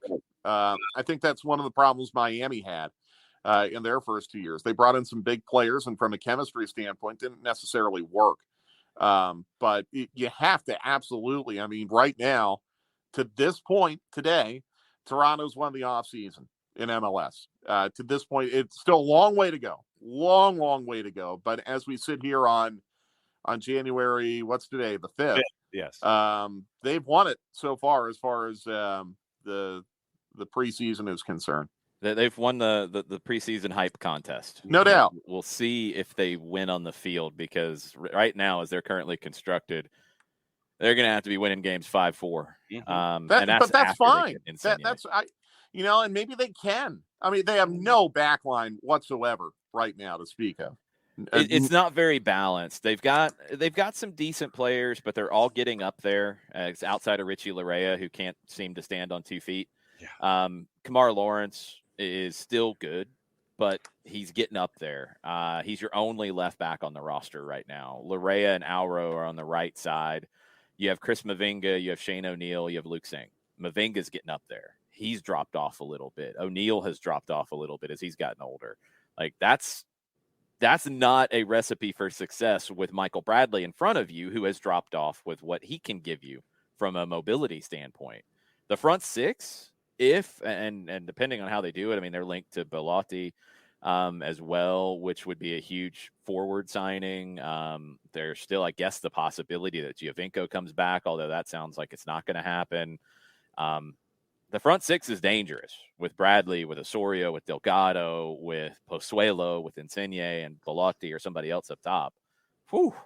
Yeah. But they're not going to be able to defend very well with that. No, but look, they're going to be fun to watch. I don't think there's any doubt about that. So, but there's still a long way to go in all this, as you guys know. I mean, we're still literally 8 weeks, 7.5 weeks away now from a game being played, a league game being played. So a lot can happen between now and then. And Insigne is not even going to be here until this summer. Right. So a lot can happen between now and then. But Toronto absolutely, they've sent some pretty powerful messages. I like the way that DC, by the way, threw a little head fake at everyone yesterday in announcing the Heinz Ike signing, tweeting about ketchup. Some people actually out there on Twitter believe that DC was hiring Gabriel Heinze as an assistant. Right. Yeah. Ernan Lozada and Gabriel Heinze on the same technical staff. That'd be a fun reality show. No, it'd be great, but Heinze's never going to be an assistant anywhere. Let's go. Now, Heinze's never going to be in MLS again. I will absolutely. Probably not. Oh, I can't see any realistic way that happens. Any realistic way that Gabriel Heinze is in MLS again. Right now, he's not getting a job in Argentina, because there were a bunch of jobs that were open, and I don't know if he was actually going after any of them. True. That's the one thing to keep in mind. But his name came up a lot because he's a name. But San Lorenzo, Independiente, Colón, like all those jobs were open. Some of those teams are in Copa Libertadores, which would be interesting jobs. He didn't take any of them or didn't get offered any of them. So I don't know. Yeah. We'll see what happens. I wanted to touch on this last thing with you before we let you go, because we got to save some good stuff for stoppage time today. The comment about like guys like Insigne, guys coming in their prime, and I'm with you. I think a guy coming at 30, coming off of winning the Euros, a regular in Serie A, absolutely in the prime, great signing in that situation. How to keep them engaged? I think it's down to the personality. Mm-hmm. Like I think we saw that Blaise Matuidi does not have the personality that MLS needs to sign. He was also a little bit older too. Right. If you're getting those guys at 29 to 32, let's put that kind of a range on it. Guys who are maybe not on their last contract, but they're next to last, who are still doing it. I think their individual personalities are what's important, because we saw Miami as the absolute microcosm of this. We'll leave Pizarro to the side because he's coming from Liga MX, which isn't as different. He's always been known as kind of an odd duck at times, so we'll leave him over to the side. Matuidi and Higuain show you what you're looking for.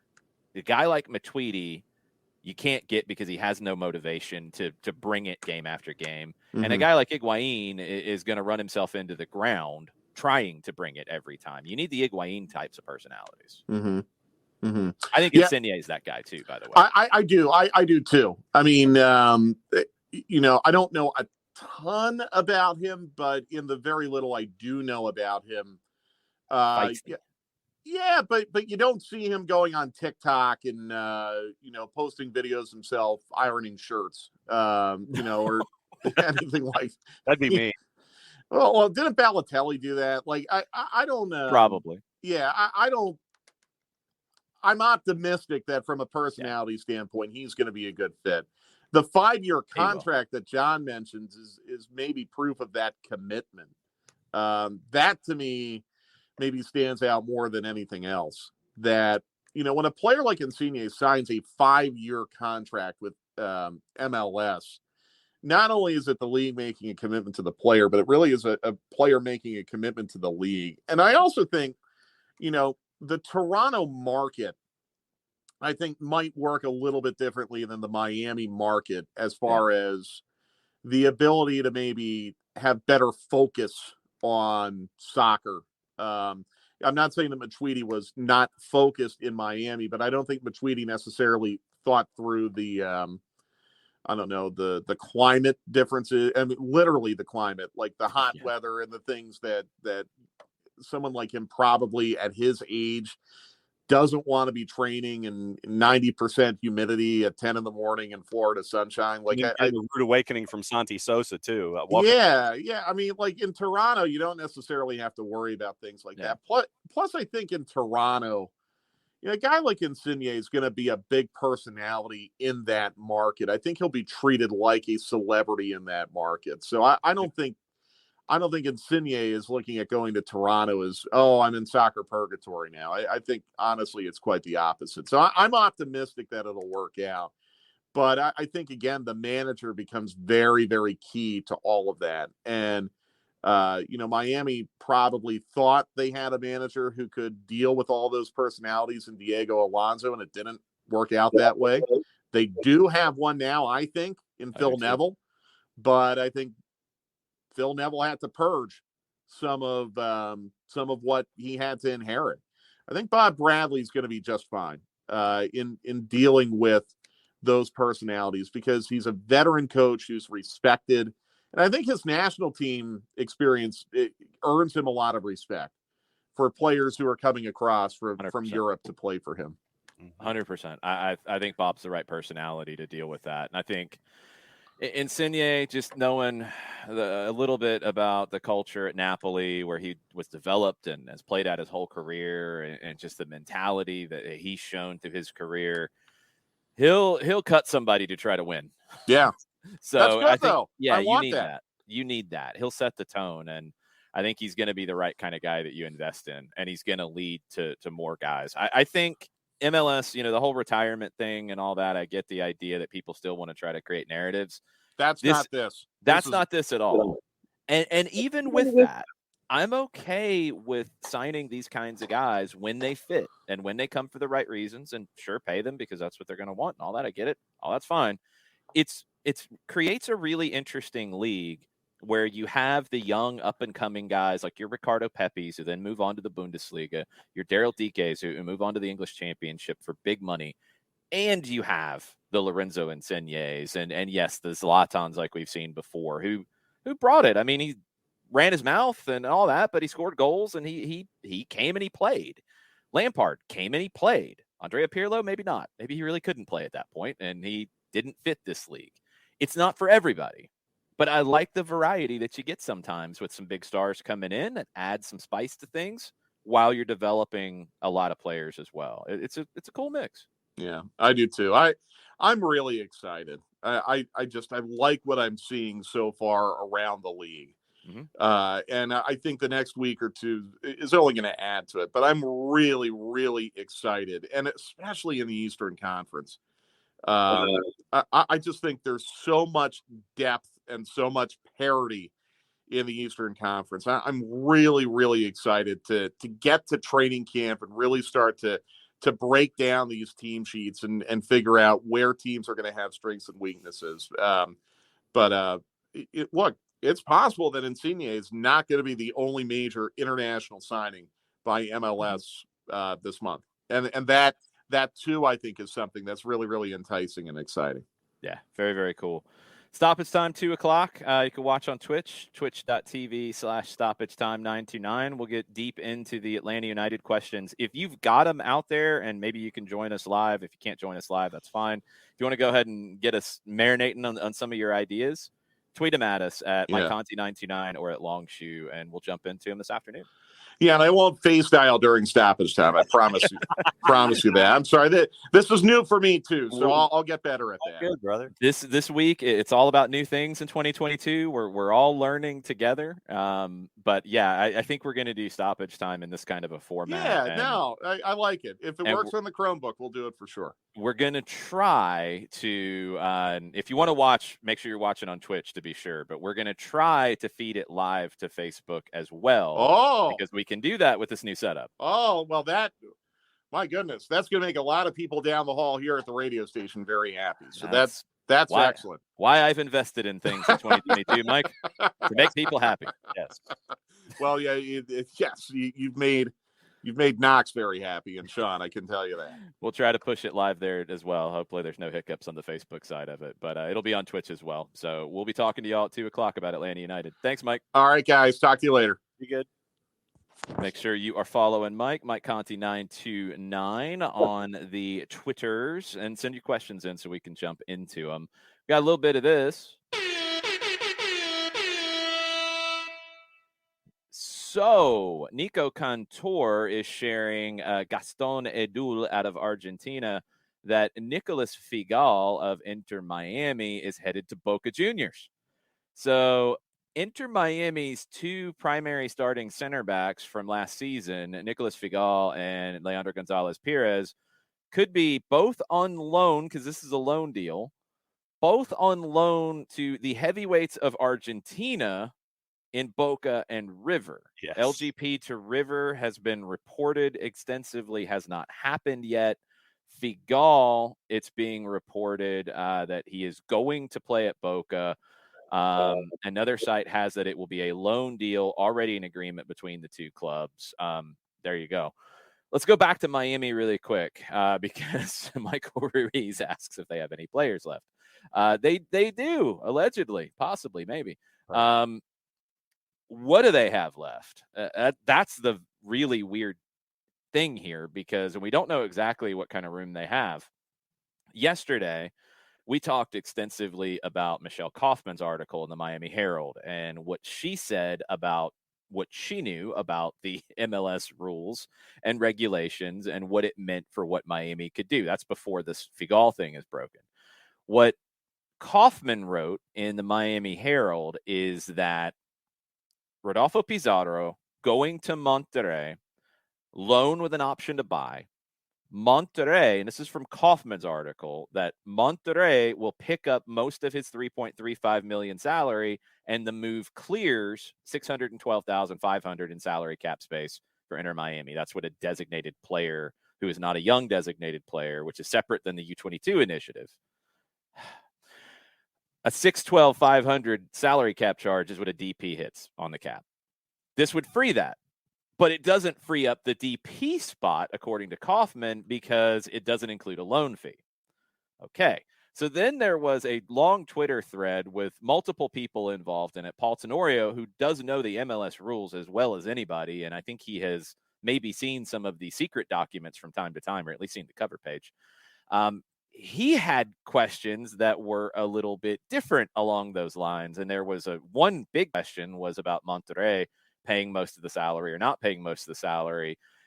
It's like Tenorio and others were coming at it from the idea that, no, it doesn't clear the cap space, but it clears the designated player spots. He's not on the roster. What? And I just banged my head against the wall for 20 minutes and passed out because it's just too much. Yes. Kaufman and a bunch of other people have reported that LGP is out, and it's a loan. I'm assuming with an option to buy, because almost always in loans out of MLS, there's an option to buy. I would assume the same for Figal. So the question does come back up is, okay, if you're loaning them out, and we've talked about this, it doesn't make sense from a Miami perspective and from a Chris Henderson perspective. It doesn't make sense if you are loaning these guys out to where they're not going to play for you, but they're going to be on your cap. I mean, let's just think about it logically. Why would you do that when you're already cap restricted? You would be loaning guys out to get them off your roster and off your cap. I would think, and I would think Miami knows the rules by now, even though they didn't in their first year because they broke all of them. Okay, so that leaves Miami at the moment, Phil Neville, with Gonzalo Higuain as your designated player up top. Blaise Matuidi is reportedly on the way out, and in that thread of trying to figure out who has cap space and who has designated player spots and what all of it means and, world peace and all that. In that, it was alluded to that Miami might do the offseason buyout on Blaise Matuidi, but it was also questioned that they might do a mutual ending of the contract, which is completely different. It happens all the time everywhere in the world where you have multiple years left on the deal. That is reportedly on the table when it comes to Josie Altidore as well, who I think has 2 years left on the deal. And according to some reports, he has been offered a financial sum to end his deal early, which would be basically, I think it amounted to about 1.5 years of the deal to pay it out up front to end the deal. He's guaranteed 2 more years. That's kind of how this thing goes. And then he can pick wherever he wants to go. He becomes a free agent. Blaise Matuidi, that could be the situation where it is a mutual deal, or it is your one off-season buyout where technically he's still under contract to MLS, but he's not going to be on Miami's books. Whatever. He's not expected to play for Miami. So take him out. So that means Higuain is your focal point. They got Ariel Lassiter in a trade with Houston. He's your backup forward, could play out wide. You got Robbie Robinson. You got a couple of younger guys in Felipe Valencia and Edson Azcona as wingers. Midfield, you got Gregory. You got Jean Mota coming in from Santos. You got Victor Ulloa. You've added Mo Adams. You've got Bryce Duke now from LAFC. In the back, you've got Christian McCoon, who did well last season. I think he is going to be a center back at this level. There was some talk he might be a defensive midfielder. I think he's a center back. Ian Frey, who is a homegrown signing, who hasn't quite really shown that he's ready yet. They are adding Jairo Quinteros, and that is one reason why your center backs are expendable. Quinteros has been a Bolivian national team player. He was on loan to Bolivar last year in Bolivia, which is still owned by Marcelo Claure, or at least partially owned or managed or what have you, by Claure, who is no longer part of the Inter Miami ownership group because of all the fallout from the finger pointing that Claure did about the other parts of the ownership group who were breaking the rules when it came to Matuidi and all these other things. Quinteros comes in. He should be able to jump into the lineup. You have Ryan Shawcross as well, who, if he's not melting during the summer in Miami, might be able to play a few minutes. Kieran Gibbs and Jovan Jones are your only fullbacks. They're both lefties. Nick Marsman, good goalkeeper. Drake Callender is your backup. Okay, fine. So, looking at this at a glance for Miami, and you lose LGP, you lose Figal, Matuidi's gone, Pizarro is gone. That's been reported that that's already done. He's in Monterrey. All right. So, you need a right back who can start. You probably need a outside back who can play on both sides. That's one. You go with McCoon and Quinteros, which is something that Phil Neville, and it's something that Chris Henderson, they want to get hungrier. think that last part was the dig at Matuidi. Just a guess. So Quinteros and McCoon as your center backs, okay? You have Shawcross as a veteran backup. You have Frey as a number 4. You're probably going to need one more center back. Maybe it's a young guy. I'm not sure. All right. So that gets you to 5 center backs. You're going to need a number 10 who can give you something. Bryce Duke, I don't think is that answer. I think he's the depth piece there. Your holding midfield is actually pretty good. Gregory, I thought, was very good this past season. Ulloa, I like, jack of all trades, but can play as a 6 or an 8. Jean Mota, they're bringing in with some expectations from him coming in from Santos, where he was a regular. And I think Mo Adams can contribute to that group. And I think he fits the way they want to go. So holding midfield, you're good. Up top, you're good with Gonzalo Higuain and Lassiter as a backup. You got one winger that I think is good and you want to play and see what you have in Robbie Robinson. But you need a right back, you need a 10, you need a left winger, and you need a good bit of depth. And they'll have, it sounds like, some decent combination after all of this of cap space and roster spots. You know, I mean, they're not going to be what they were in year 1, but they should be okay. Now, Michael Ruiz is saying that I am slandering the man, the myth, the legend, Breck Shea. Well, if he's a left back, you already have 2 left backs. So it's 3 left backs then and no right backs. That's even worse. I think Breck Shea would probably be about what he was last year for them, which would be a spot starter and sometimes left winger. And that's okay. I just don't think he's a guy you can count on to play 34 games at this point. So I think you need a starting left winger, unless you're going to give it to Ascona, who is somebody they believe in, a young Dominican Republic national team member, local guy. You know, is he ready?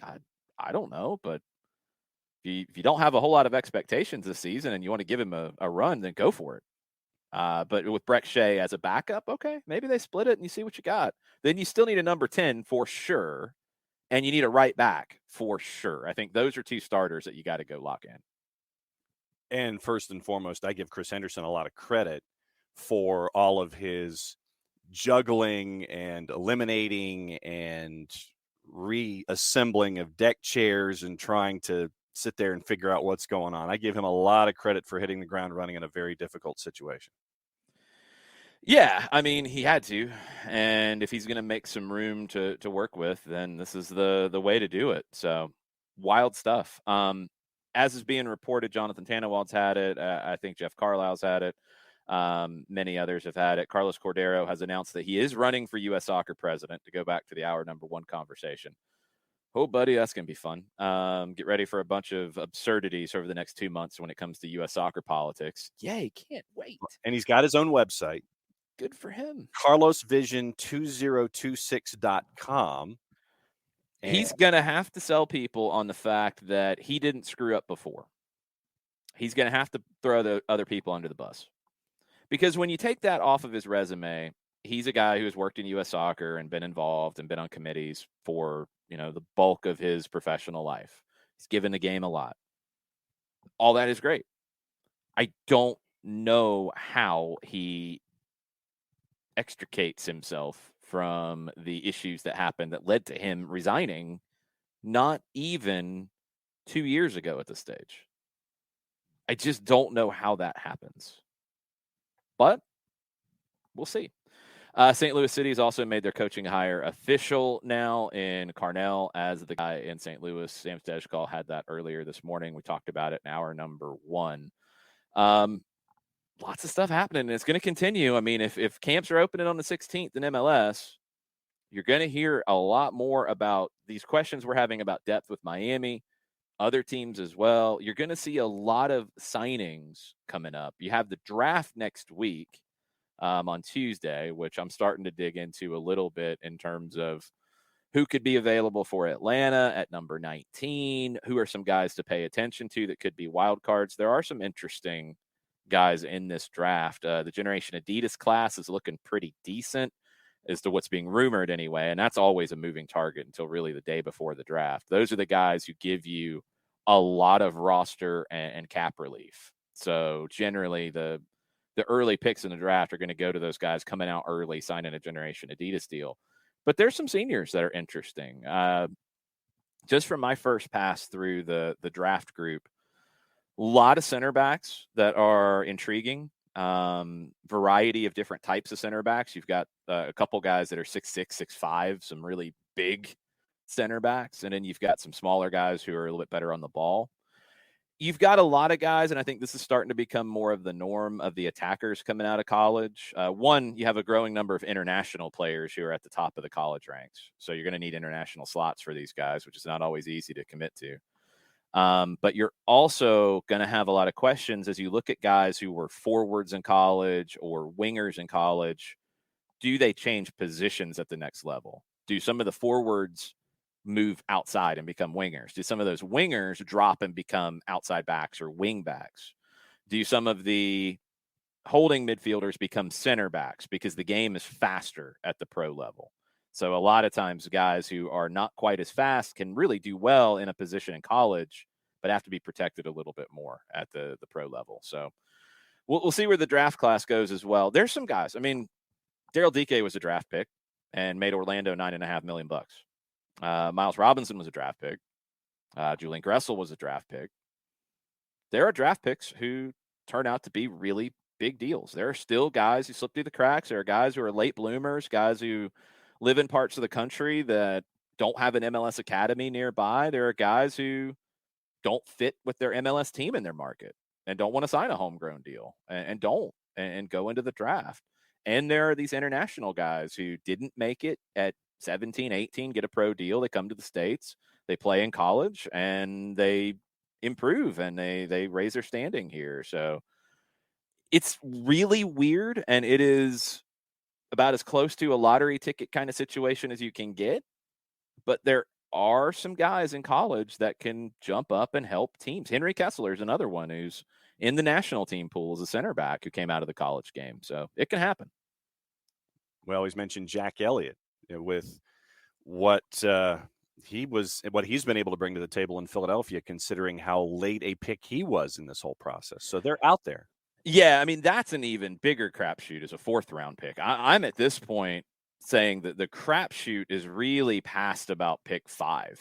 I think generally in every draft class, you're going to have 5 guys who are pretty obviously your best 5 players that are your best pro prospects.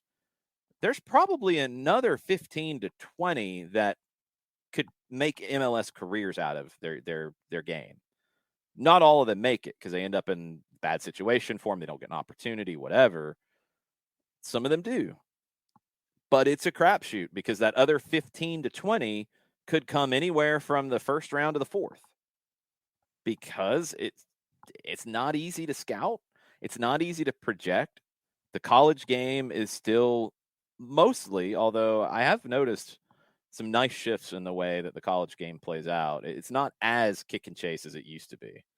It's not quite built on purely pace and power. There are some actual skill sets on display, which is good. So we'll see what Atlanta United does at 19. Last year, they traded out of the first round. They picked Josh Bauer. They didn't pick up his option. He's in Nashville now, who did pick up his option.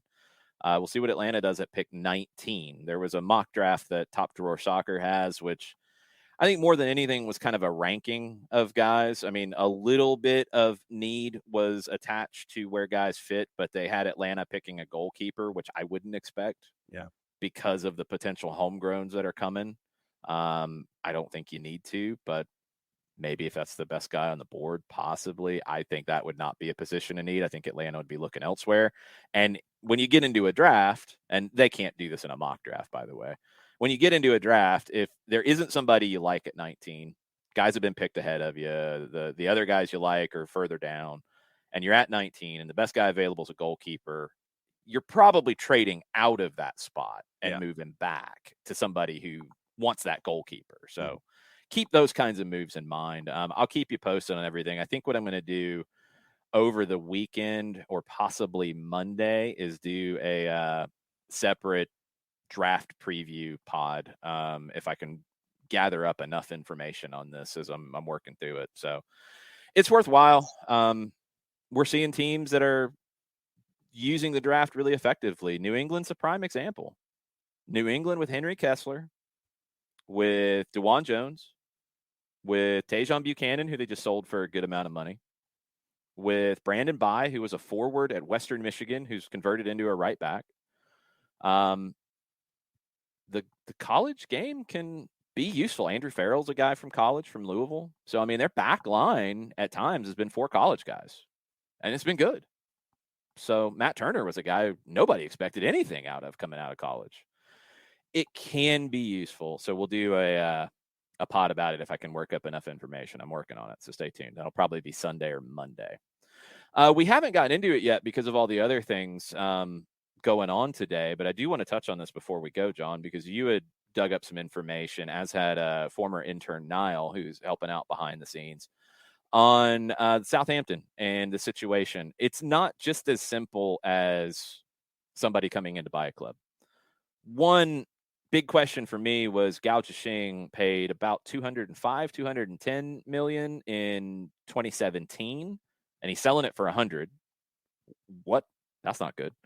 And two, the idea behind Sport Republic, who is doing this, is not just as simple as buying Southampton and doing what they do. They're trying to create a club family model, right?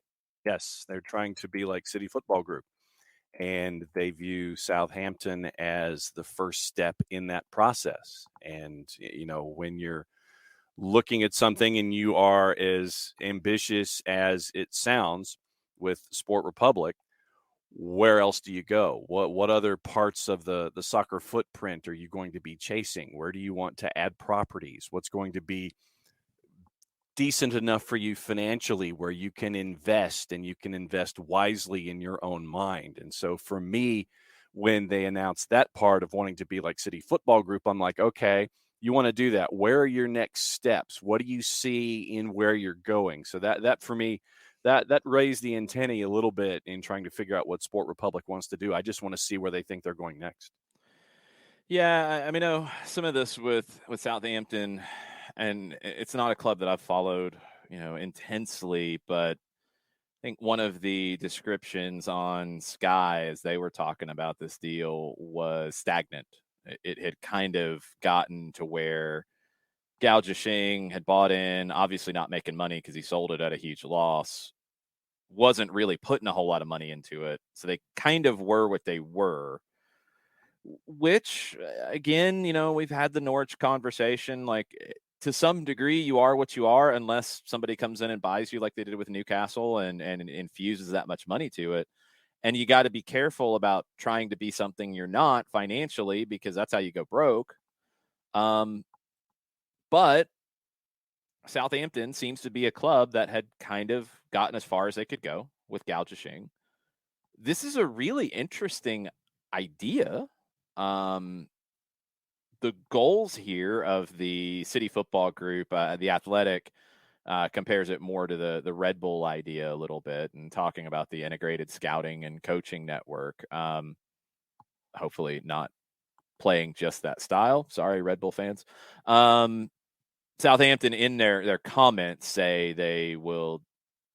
It has, talking about Southampton, it has a great management team, excellent talent development, which is absolutely true. Talented teams playing attractive football, and a dedicated fan base. Southampton will be a cornerstone of the organization we plan to build. We talked about this during the really strong points of the pandemic, where it was looking like there were a lot of clubs that could be in trouble. And would it be an opportunity to start to create these kinds of conglomerates? Not all the conglomerates have to be at the level of Manchester City. I mean, right now, Red Bull isn't. Their top club is RB Leipzig, who is a solid number 2 and below in Germany, depending on how they are doing year to year, because they're not Bayern. City is different, obviously, with what Manchester City's pulled together and being one of the most successful teams in the world. Red Bull hasn't gotten to that point. Red Bull, I think some would argue that maybe they've been more successful over a longer period of time. But City last year, if I'm not mistaken, you had the MLS champions in the portfolio. I think you had the Australian champions in the portfolio. There was one more. I think there were 4 champions across the CFG conglomerate that were champions. Okay. Yeah, if you have that kind of scratch, that's great. You can be as big as you want. But if you don't, but you have good money, does make a lot of sense to follow the model. You're just not buying as big. So if Southampton is the cornerstone of it, but you buy a team, buy 3 or 4 other teams for smaller amounts of money in different parts of the world and create that scouting network, that development network, well, it can work. I think it can absolutely work. It might not make Southampton Manchester City, but it can strengthen the club. And I think what Southampton fans would be asking for, and you'd probably know more about this than I would, John, I think what they would be looking for out of it is more ambition to be evident. Yeah. I don't know if they're expecting to win the Premier League, but I think they want to see a team that has more ambition than what they've been, which has been kind of stagnant. Yeah, and I think that if you present evidence in your case that we're investing and we're looking to improve and we're looking to get out of 14th, 15th, and we're looking actively to be mid-table, maybe right on the edge of Europa Conference League or something like that. At least I think a lot of fans in their leagues with their clubs, if you are at a certain level, for the sake of argument, say 15th, and you sit there and you make that effort to try to quote unquote improve, try to quote unquote advance your place, then I think that there's some added interest. I think there's patience. I think there's also that added element of enthusiasm that may not be there currently. And I think that if this is where Sport Republic is headed, then I think that there should be some early enthusiasm for what you're seeing and doing it in the way that Brentford did it to get to the Premier League, going through analytics and things like that. It's a different way and it's a different approach. And so I don't think they're really saying they're going down the analytics road. I don't want to put that out there as that's the road they're going. They haven't said that. Okay. So whatever idea is, obviously with new ownership, you're sitting there and thinking, okay, maybe we can be different. So what is that different going to look like? And you're trying to hopefully get out of that 15th area and push yourself up a little higher, because there have been times in the past, and especially under Hasenhüttl, where early on in a season, they've been top half of the table, but they haven't had the horses to maintain, and they've ended up drifting back down, say 15th or so by the time the season's over. So obviously that enthusiasm is there. Where does it translate into? And let's see where it goes. Yeah, the only reason I clarify the analytics thing is I think that's become a much larger point with a Brentford, which is a smaller club, which I think has to find that kind of gap. I think Southampton has been a great development club. They've developed a lot of talent coming through. They'll use analytics because I think most clubs that are being purchased now are bringing that to the fore, and it's new to add to your arsenal of skills. But I don't think they'll be quite as reliant on it as a Brentford. I think Brentford would put that front and center as what they're trying to do. Yeah. Whereas I think Southampton is going to put a network of clubs front and center as to what they're trying to do. We'll see what works. Biggest thing about Gao Zhixing that I think needs to be remembered here is he bought 80% of the club. He sold it at a loss. He didn't put money into the team. He didn't, do the big investment area of like, here's $500 million, go do what you want. He didn't do that. He didn't take any money from it either, and he sold it at a loss. So, I mean, ultimately, he did right by the club from a business perspective. Some people think that's not right by the club because he wasn't very involved. He kind of had a arm's distance from the thing. Doesn't speak fluent English, so there wasn't a whole lot of communication. He really let the club people in charge of it run it, and he didn't meddle, and he stayed out of their way. That's a good thing in general, I think. But now where the game is going, and this is going to become a bigger deal as we go down the line here. Newcastle, with what they are, being linked to every single player in the world right now. Every name that comes up, well, there's Newcastle. Well, there's Newcastle. That's how it's going. The Kieran Trippier deal is done, by the way, and he will be the first new signing. But Get French Football News had a Twitter thread yesterday talking about some of the issues around the Sven Botman deal and some of the questions about Newcastle's recruitment. And doesn't paint a pretty picture, and it really reinforces some of my concerns about what they're doing in this first window. But anyway, because of what Newcastle's turning into, sorry, Alex, by the way, because of what they're turning into, because of what we've already seen from City, because of what we've already seen with the big money coming into the game, there is more pressure now than there was 5 years ago on clubs like Norwich, Southampton, Brentford, et cetera, to not settle for being who they are. And what we've always been told in the game in Europe is that that's just how it is. You know, if you have clubs who are mid-table teams in the Premier League, and they're always a mid-table team, they're always going to be supported, and it's always there, and it's always fine. They're not expected to win titles because they know they're not going to win titles. Okay. I think we're seeing a shift now.